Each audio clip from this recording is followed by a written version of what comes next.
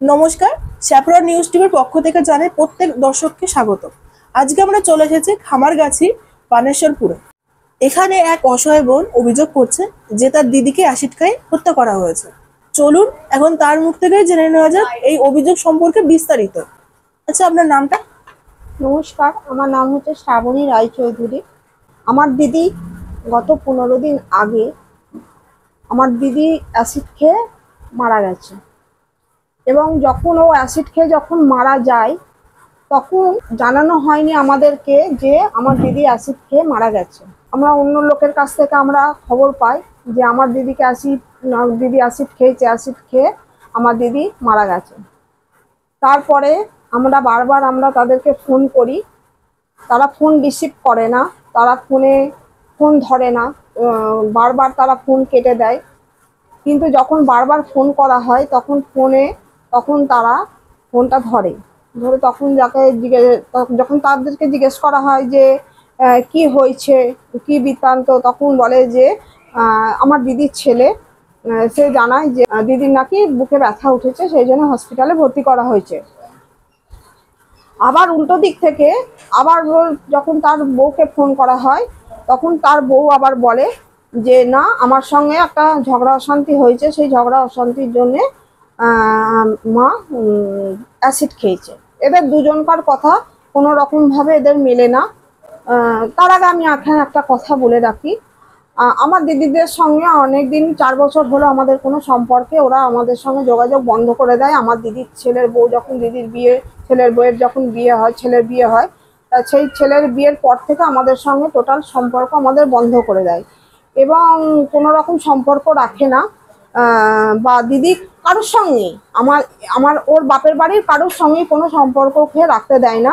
যখন মানে দিদি যখন লাস্ট আমার দাদা যখন যোগাযোগ করতে চেষ্টা করে দিদির সঙ্গে বা ওদের বাড়িতে যায় দিদি একটা কথা বলেছিল যে তুই আর কোনোদিন আমার বাড়িতে ভাই আসবি না, আর যেদিনকে আসবি সেদিনকে তুই আমার মৃত্যু মুখ দেখতে আসবি। তারপর থেকে আমার দাদাও আর যাওয়াটা বন্ধ করে দিয়েছিল এবং ইভেন সেই জন্যই আমরা খবর পাইনি। যখন আমার দিদি 12টা নাগাদ এই ঘটনাটা আর কি করে এবং আমরা খবর পাই 12:30 পৌনে 1টা নাগাদ, এবং তখন ওদেরকে ফোন করা হয়। ওরা বলে যাচ্ছে যে এই হসপিটালে নিয়ে যাচ্ছি, এই হসপিটাল থেকে ওয়াশ করানো হয়েছে বা এই কলকাতায় নিয়ে যাওয়া হচ্ছে, কিন্তু তখনও দিদিকে কোনো রকম কিচ্ছুই করা হয়নি। অলরেডি তখন দিদি মারা গেছে এবং ওরা মিথ্যা কথা বলে যাচ্ছিল যে কলকাতায় নিয়ে গেছে, ওয়াশ করানো হয়েছে, স্লাইন দেওয়া হয়েছে, এখন সুস্থ আছে। তখন দিদি কিন্তু মারা গেছে, তখন আমাদের সেটাও জানানো হয়নি যে দিদি মারা গেছে। তারপরে ওরা যখন লাস্ট যখন আমার দাদা তখন 2টো নাগাদ ফোন করে যে হ্যাঁ এখন কেমন আছে, তখন ওরা বলে যে হসপিটাল কোনো নবদ্বীপ হসপিটাল নিচ্ছে না, তাই আমরা কৃষ্ণনগর নিয়ে চলে যাচ্ছি। দিয়ে ওরা কৃষ্ণনগরে নিয়ে যায়, নিয়ে গিয়ে ওরা একটা ফর্মালিটি পূরণ করার জন্য যে এরকম কিছু যদি আমরা করি বা এই কারণবশত ফর্মালিটি একটা পূরণ করার জন্য ওরা হসপিটালে ভর্তি করেছিল। হ্যাঁ, তখন তারপরেও আমাদেরকে খবর দেয়নি আমার দিদি মারা গেছে। তারপরে যখন বিকেলবেলা আমার দাদা সিদ্ধান্ত নেয় যে নবদ্বীপে যাওয়া হবে, দিয়ে দাদা যায়, গিয়ে তখন ওখানে খবর পাই যে আমার দিদি আর নেই, দিদি শেষ হয়ে গেছে। তারপরের দিনকে সেদিনটা যাই, দাদা চলে আসে এবং তারপরের দিনকে সকালবেলা বিকেলবেলা আমার দিদি আমার জামাইবাবু আসে, তারা আর আমার দাদা সবাই মিলে যাই ওখানে। তখনও দিদির ডেড বডি আসেনি এবং সেইখানে সেই মুহূর্তে যেহেতু আমাদের এই 4 বছর আমাদের রিলেশনটা ছিল না, তা সেই মুহূর্তে আমরা আশপাশের লোকেদের কাছ থেকে জানতে পারি যে আমার দিদি যে মানুষটা কোনোদিন সবসময় হাসি খুশি ছিল, আমার দিদি একটা নিরীহ মানুষ ছিল, কোনোদিন কারোর সঙ্গে ঝগড়া অশান্তি করতো না, কোনোদিন কারোর সঙ্গে কোনো ঝামেলা করতো না। ওর বাড়িতে সবাই আসতো, তা আশেপাশের লোকেদের সঙ্গেও নাকি আমার দিদির টোটাল সম্পর্ক বন্ধ করে দিয়েছিল, আসা যাওয়া সবাই ছেলের বউ। এবং তারপরে জানতে পারি যে ওরা ওখানে সবাই বলা বলি করে যে না, ও কোনো রকম অ্যাসিড খায়নি, ওকে জোর করে অ্যাসিড খাইয়ে মেরে দেওয়া হয়েছে। এবং আপনারাই বলুন যে একটা বাড়িতে কি অ্যাসিড থাকতে পারে, নাই টয়লেট পরিষ্কার করার একটা, আর না হলে কার্বলিক অ্যাসিড।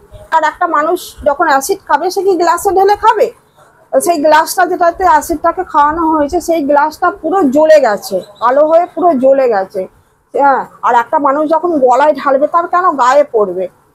সেই সমস্ত অনুযায়ী তারা সবাই বলছে যে ওকে অ্যাসিড জোর করে খাওয়ানো হয়েছে এবং জোর করে রান্নাঘরে নিয়ে গিয়ে, আরও খুব ভীতু ছিল, মৃত্যুকেও খুব ভয় পেত।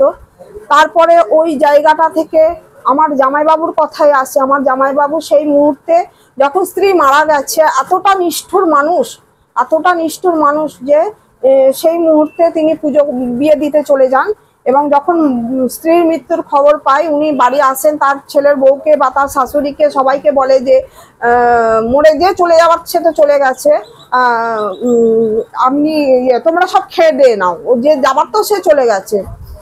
যাই হোক, তারপরে আশপাশ থেকে আরো অনেকেই শুনি যে আমার জামাইবাবুর সঙ্গে নাকি ওনার মানে আমার দিদির ছেলের শাশুড়ির একটা সম্পর্ক জড়িয়ে পড়েছিল।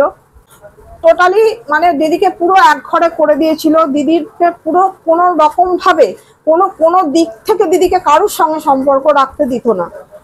আজকে এই মুহূর্তে আমি দাঁড়িয়ে আমি চাইছি, আমি একটা অসহায় মেয়ে, আমি কিছু করতে পারিনি, আমার ক্ষমতা নেই, তবে আমি এনাদের মাধ্যমে এবং আমি প্রশাসনকে আমার একটাই অনুরোধ যে আপনারা আমার এই দিদির এই ব্যাপারটা নিয়ে, যেহেতু আমরা কিছু করতে পারিনি, আপনাদেরকে আমি প্রশাসনকেও জানাতে চাইছি বা বলতে চাইছি, আপনারা যদি কেউ এটাকে দেখে থাকেন তো আপনারা প্লিজ প্লিজ আমার দিদির ব্যাপারে একটুখানি আপনারা যদি চেষ্টা করেন বা ওদের একটুখানি যদি শাস্তির কিছু একটা যদি ব্যবস্থা করে দিতে পারেন, আমি খুব কৃতজ্ঞ থাকবো আপনাদের কাছে।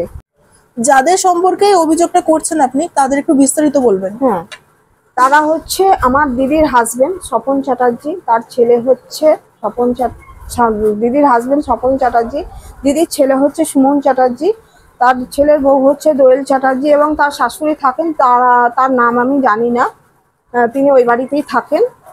এইটা হচ্ছে তার পরিচয় যে আমার দিদির ওটা শ্বশুর বাড়ি। আর তার জায়গাটা, আপনার দিদির যে শ্বশুর বাড়ি, সেই জায়গাটা কোথায়? সেই জায়গাটা হচ্ছে নবদ্বীপ, তেঘুরিপাড়া, ঢাকানগর কলোনি। তো আপনারা এতক্ষণ ধরে শুনলেন সেই অসহায় বোনের আত্মনাদ। ক্যামেরায় শুভ রায়ের সাথে পারিমতা দত্ত, খামারগাছি, হুগলি।